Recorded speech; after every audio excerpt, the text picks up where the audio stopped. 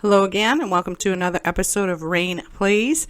Today we are on the Beech Byway lot in the Bridgeview neighborhood of Newcrest. We're going to be building another 2-split house. There's my tiki bar. I found it in San Myshuno. I still don't know why they took that away from us, but that's what I was talking about in a while back video. I had that thing. It was in my inventory, and I thought it was part of the Patio. 2 items came free when I bought the game. The Ghouls guitar, Grimm's Ghoulish guitar, oh my goodness, Grimm's Ghoulish guitar, and Patio something. And that tiki bar was part of it, and then it was gone. It is no longer in my inventory. I don't know where it went, but it's been gone for a while, and then I took my guys from the bar, the Chubby Bar, to a hijinks festival, and there's the bar. Why would they do something like that? These guys are business-minded, so I've got them both in that career. She lives in this little one here. Well, it's one of them odd things, kind of like some of the apartments in San Myshuno. Her first floor is smaller than his, but her second floor seems a little bit more spacious than his. I don't know how that worked out. It just did, because I think I gave him an equal amount of lot space. And I tried desperately not to mimic what I did the first time next door. I think this is a little bit more traditional in style, but I was worried that the build itself was just another patented copy. So I tried as best I could to change things up a little.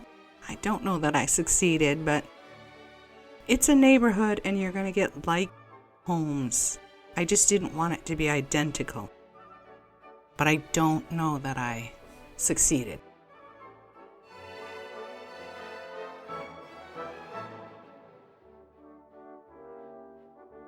Oh, I could talk about my thumbnail. When we were at the hijinks festival, Kyle wasn't doing what I asked him to. Is it Kyle or Lyle? I think his name's Lyle. The blonde.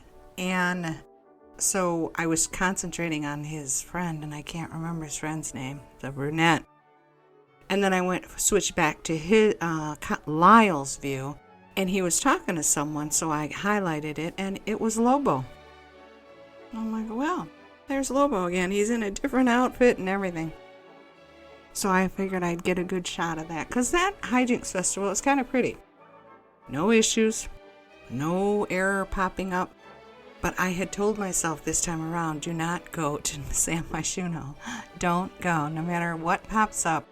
Don't send your sim to San Myshuno Festival, or you're going to get in big trouble.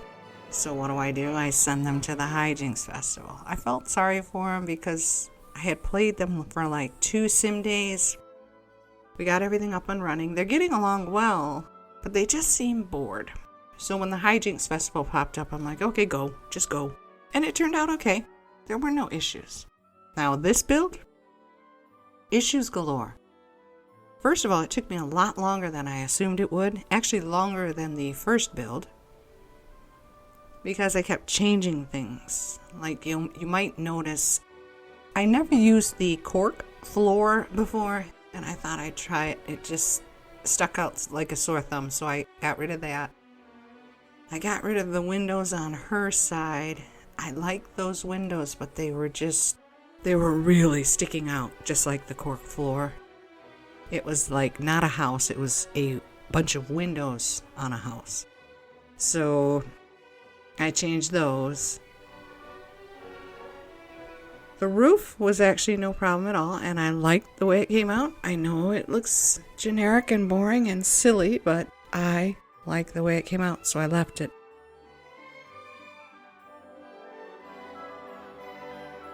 Oh, his side. He's a serious-minded kind of guy. He's just interested in his career and advancing. So I gave him those dark colors so that he would remain focused on that goal. But I think I went a little overboard with the blue and the darkness. But then again, it might appeal to some people, I don't know. But the more I went through there, the more I'm like, dude, this is way too dark, brighten things up. But her side is so light. And I think I mentioned this in the previous video when I made one of these types of houses. You have to create two Sims to do this. And they will share both sides unless you lock them out. And I don't want to do that. I only want to lock townies and NPCs. I don't want them wandering around and just because they become friends, they just think they can go into the house and eat your food and get on your computer for 2 hours and then say, oh great, thanks, I had a wonderful time, see you later. That I don't want happening. But I notice it's not happening too much. Yes, my window is open, and yes, the doggies are barking outside. I don't care. I hear it, but I don't tend to hear it too much on my videos. It might show up, I don't know. Now, this tour video was the worst. And again, probably my fault because I did it late at night. I started listening to a series from Jordan Peterson that I had been avoiding because I just didn't know how I felt about it or if I was going to be interested, and of course not really understanding what the content was about. I prejudged. On his biblical series, I understand the Bible. I don't read it. I'm not from a religion that relies solely on that book to survive. And that's where I thought it would go. This southern thumping, do this or you're damned type. And it wasn't. It wasn't at all. It was very good. And I have only gone into the first two of, I think, 17 parts in that series. 17 or 18. But the second one, as usual, he always manages to just zero in on something personal about me. And then I have to step back and re-examine my way of looking at it as opposed to his way, which I look at from a more realistic standpoint than my view. Because a majority of the time you do. You misconstrue based on emotion and feelings what happened to you as opposed to what actually occurred. And that happened in that second video on Dante's, I can't remember if it's the 7th or the 9th, but the lowest circle of hell. Dante's opinion was that it's betrayal. If you betray someone, that's where you go, into the deepest depths of hell. And while I don't disagree, and I read Dante, I had to read it in high school. I had to read it again in college. But I guess because betrayal wasn't an issue with me at that time, it just didn't resonate, so I didn't think too much about it. I just keep thinking about the silly girl who committed suicide because her boyfriend told her to. A lover's pact. That's the only thing about Dante's Inferno that I even remember. I just thought that was so ridiculous. But anyway. So Dr. Peterson went into more depth about being betrayed. Not being a betrayer, but being betrayed. And he said that what occurs in that split-second instant, and he used infidelity as an example, which is precisely what happened to me. In that precise, absolute instance of discovery, your entire being, not your world, not your life, but your entire being disappears. Everything about you, from birth to that moment, is wiped out. You are no longer who you were created to be and who you were 3 seconds earlier. And that hit me. It really hit me. So I spent a majority of the night while I was trying to do this just milling over that in my head over and over. Did I misconstrue what he just said? Did I hear what he just said? So I went back into the video. It's about 20 minutes in. the second in his series, and I heard it again. It's not that I don't remember being a child. It's not that I don't remember. But what I do remember is that wasn't my first episode with betrayal. So that was the eye-opener. And the thing that worries me most about it is if I'm not who God created me to be, who am I? And what is the point then moving forward if I am no longer who I'm supposed to be in God's eyes? That's where I'm at.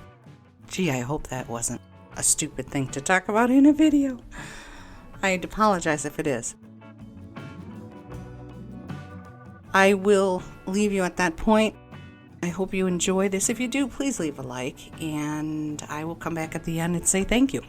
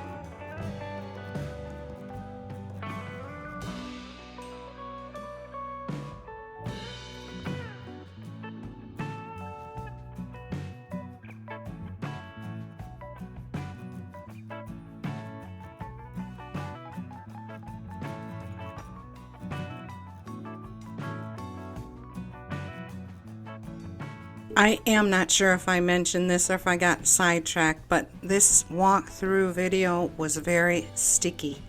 I cleaned it up as best I could, but I noticed there are still a few minor issues. I apologize.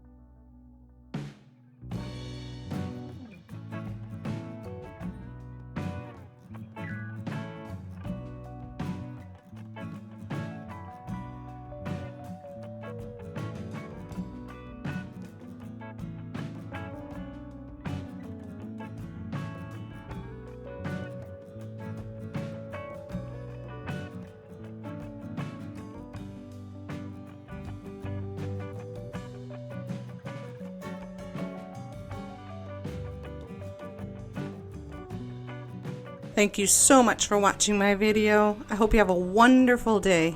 Bye bye.